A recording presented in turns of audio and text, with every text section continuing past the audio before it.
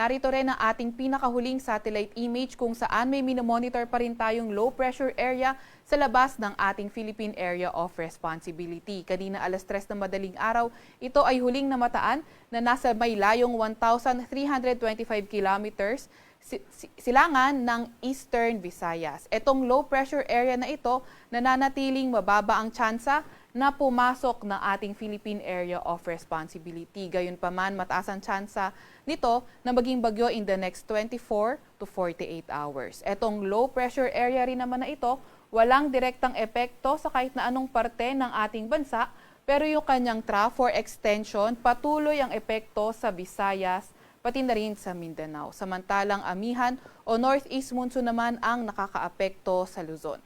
Maliban sa low pressure area na ito sa labas ng ating Philippine Area of Responsibility, wala na tayong ibang minomonitor na LPA or bagyo sa loob or malapit sa PAR.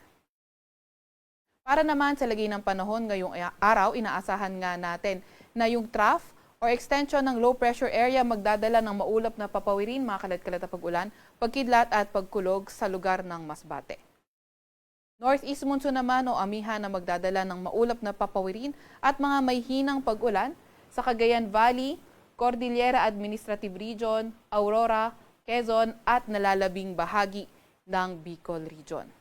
Mas magandang panahon sa nalalabing bahagi ng Luzon kung saan may mga tsansa lamang ng may hinang pag-ulan sa Metro Manila and the rest of Luzon. Agwat naman ang temperatura sa Metro Manila ay 22 to 30 degrees Celsius.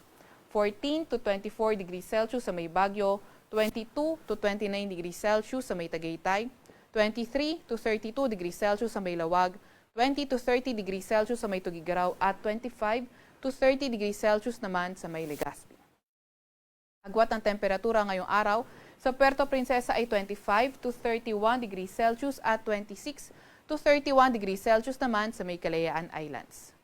Para naman sa lagay ng panahon sa Visayas at Mindanao ngayong araw, inaasahan nga natin na patuloy pa rin na magpapaulan at magdadala ito ng mga kalat-kalat na pag-ulan, pagkidlat at pagkulog yung trough ng low pressure area sa labas ng ating Philippine Area of Responsibility.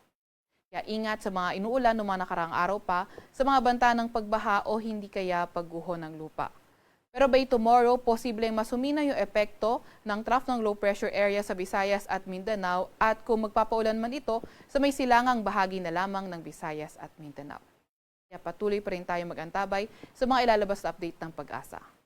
Agwat ang temperatura ngayong araw sa may Iloilo, Tacloban at Cagayan de Oro ay 24 to 29 degrees Celsius. Agwat ang temperatura sa Cebu ay 23 to 29 degrees Celsius, 25 to 32 degrees Celsius sa may Zamboanga at 24 to 30 degrees Celsius naman sa may Davao.